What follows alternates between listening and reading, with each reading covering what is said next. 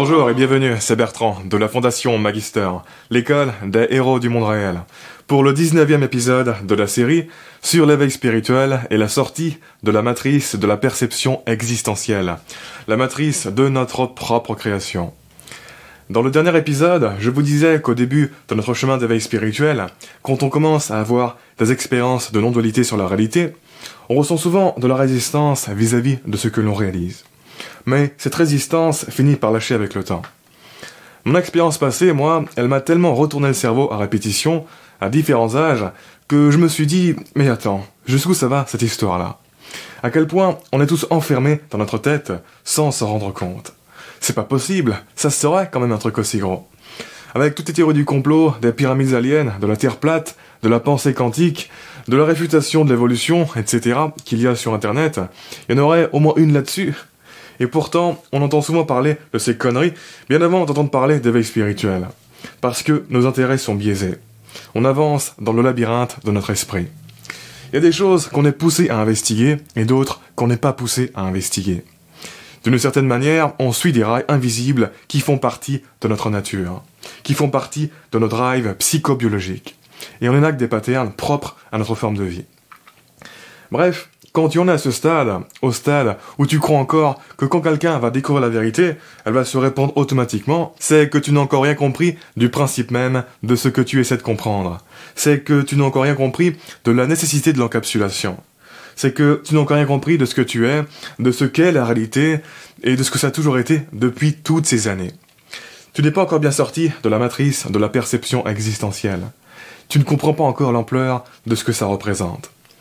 En ce qui me concerne, je suis resté longtemps dans une phase de déni, on va dire. Est-ce que c'est vraiment vrai? Est-ce que je suis en train de devenir fou? C'est pas possible, pourquoi personne n'en parle si c'est vrai? Donc je suis resté longtemps dans une phase de déni jusqu'à avaler la pilule et me dire « Ah ouais, en fait, on se fait vraiment tous mindfucker à l'état naturel par nos cerveaux. Et quasiment personne n'en a conscience. La réalité est encore plus folle que Matrix, encore plus folle que le Truman Show. Il y a un gros twist de fou dans le monde réel. C'est fantastique. » Et depuis, j'essaie vraiment d'aller contre les valeurs de la perception existentielle égoïque, à savoir la séparation et la dualité. Autrement dit, j'essaie de voir en quoi tout est connecté. J'essaie de voir à travers le masque. Et j'essaie bien évidemment d'aller contre les valeurs du cerveau par défaut dont je vous parlais dans l'épisode 65. Ce que, personnellement, je trouve beaucoup plus facile une fois que tu es éveillé sur la distorsion qu'applique ton esprit sur la réalité à un niveau fondamental. En effet, l'avantage de sortir de la matrice de la perception existentielle, c'est que tu es plus convaincu que jamais que tes croyances limitantes, c'est du bullshit. C'est d'ailleurs l'une des grosses conséquences bénéfiques indirectes de ce travail d'éveil spirituel sur le développement personnel classique. Mais comme c'est indirect, tu ne pourras jamais y arriver de manière égoïque, c'est-à-dire en cherchant à gagner quelque chose pour toi. En voulant directement dissoudre la distorsion qu'applique ton esprit sur la réalité à un niveau fondamental pour gagner quelque chose. À partir du moment où tu veux gagner quelque chose, tu vas maintenir super actif ton ego, et donc tu vas rester bloqué sur la matrice de la perception existentielle. C'est justement à travers un lâcher-prise de l'ego que tu peux avoir des expériences de sortie de la matrice de la perception existentielle. Et une fois que tu réalises la nature onirique du réel, tout devient fondamentalement beaucoup moins fixe, beaucoup moins pesant et beaucoup moins inchangeable. Tu es beaucoup moins attaché à voir ton expérience actuelle de la réalité comme étant la réalité à laquelle tu es condamné. Quand les choses ne vont pas dans ton sens, tu es beaucoup moins mal émotionnellement. Car les perspectives de changement radicaux sont toujours ouvertes. On est l'existence que l'on fait exister. Donc j'essaie d'étudier et de repousser intentionnellement les limites de mon sens du réel. De découvrir tous les trucs de fou dont ma conscience ne peut soupçonner l'existence. De ne m'accrocher à aucun paradigme, tout en restant le plus ancré possible, on va dire. Je rejette aussi toutes les excuses pessimistes bullshitées du cerveau par défaut, pour justement, à l'inverse, bullshiter mon chemin dans l'optimisme et rester au top. J'essaie de réapprendre consciemment ce que je pensais qui était du domaine de l'inconscient.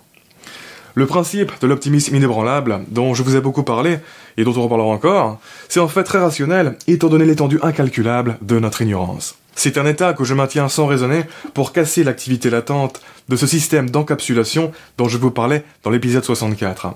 Pour casser l'activité latente de ce système d'enfermement psychologique et ainsi permettre de surbooster mon évolution. Chercher son ignorance, c'est vraiment le meilleur moyen de développer de la connaissance.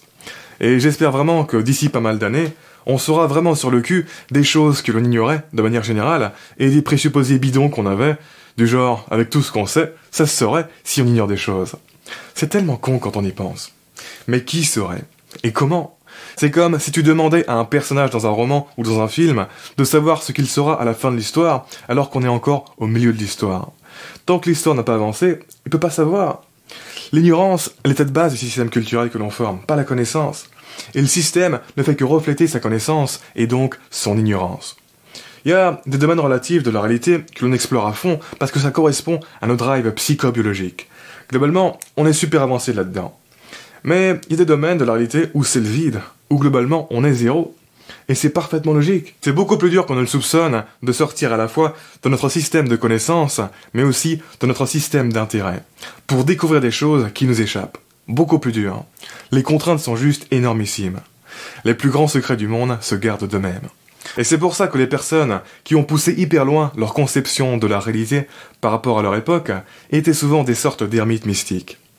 Un cerveau par défaut qui distord la réalité ne connaît que ce qui intéresse son identité et son idéologie. Il ne connaît et communique que la connaissance de son petit paradigme. Il ne poursuit que ce qui correspond à ses drives et à ses intérêts de base. Sinon, il ne serait pas un cerveau par défaut. Et absolument tout le monde démarre la vie avec un cerveau par défaut. En pensant qu'avec tout ce qu'on sait, ça se saurait si on ignore des choses, on projette beaucoup trop d'agentivité et d'ouverture dans le système. Et on ne fait que démontrer à quel point cette étrangeté de notre condition humaine, dont je vous parlais au début de cette série d'épisodes, nous échappe complètement. Parce que si on réalisait pleinement cette étrangeté, ça serait parfaitement logique que l'on ignore tant de choses, et que toute connaissance ne peut émerger que dans une parfaite continuité avec notre conscience passée. À un niveau relatif, on est libre. On doit être libre et s'accrocher à notre libre arbitre. Mais paradoxalement, à un niveau absolu, on n'est pas libre de la manière qu'on pense qu'on l'est. Tout ce que tu peux vouloir au cours de ta vie, le développement même de ta volonté, ça s'inscrit dans quelque chose. Ta liberté n'est pas juste ta liberté, c'est celle de la vie avec un grand V. C'est celle de la création. Et sur ce, on continue de parler de tout ça dans le prochain épisode. En attendant, je vous invite à vous abonner si ce n'est pas déjà fait, à laisser un pouce bleu si vous avez apprécié cet épisode, ça m'aide pour le référencement. Quoi qu'il en soit, je vous remercie de m'avoir écouté jusqu'au bout et je vous dis à très bientôt pour la prochaine vidéo. Ciao.